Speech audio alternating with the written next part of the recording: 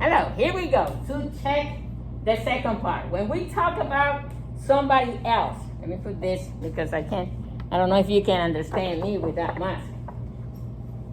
When we talk about somebody else, then we say, instead of saying, ¿Cómo te llamas? We say, ¿Cómo se llama? Talking about her or his. ¿Cómo se llama la estudiante de Stateville? Who got the answer from that reading? What is the name of the student? That's right. But how do you answer that in Spanish?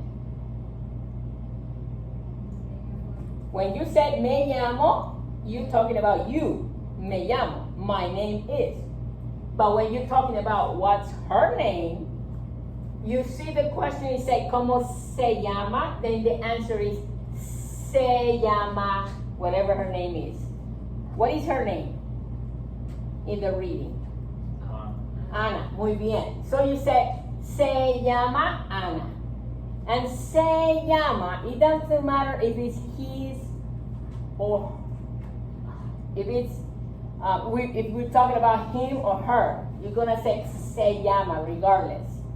Se llama Kamari, se llama Jensen, se llama McKenna. Se llama, right? It doesn't change. There was a student who asked me, wouldn't it be se llamo when it's a boy? No. Se llama is regardless if it's male or female, because we're talking about what her name is. Remember that the gender change only when we're talking about adjectives. When we're talking about description. Describing people, then it changed the ending. But when we're talking about names, regardless, you say se llama. Se llama Ana. ¿Cuántos años tiene? Now, when you answer the question, you don't say tengo, because we're not talking about you. You're talking about Ana. ¿Cuántos años tiene Ana? How will you answer that question?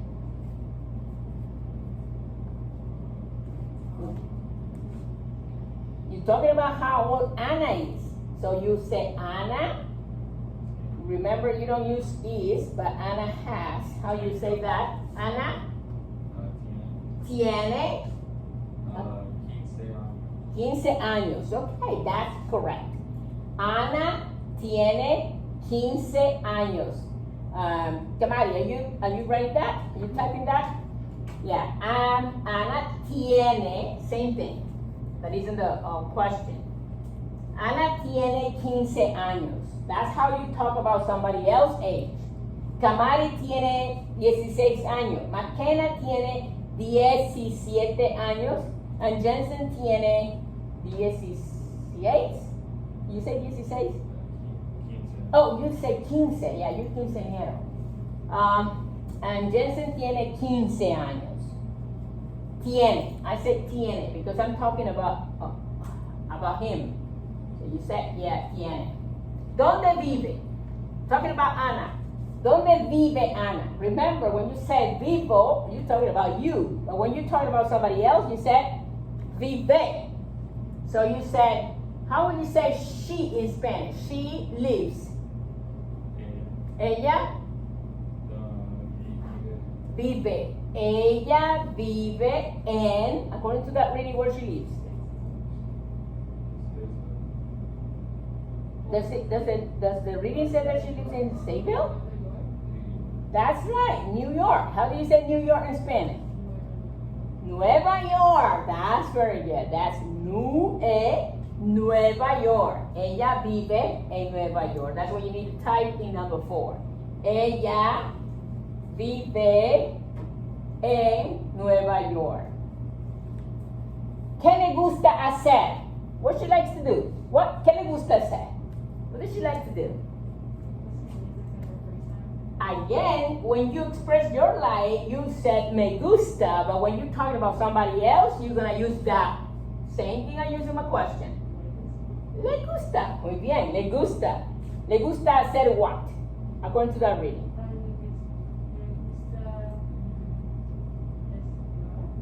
Le gusta. Oh, okay. Repita, por favor.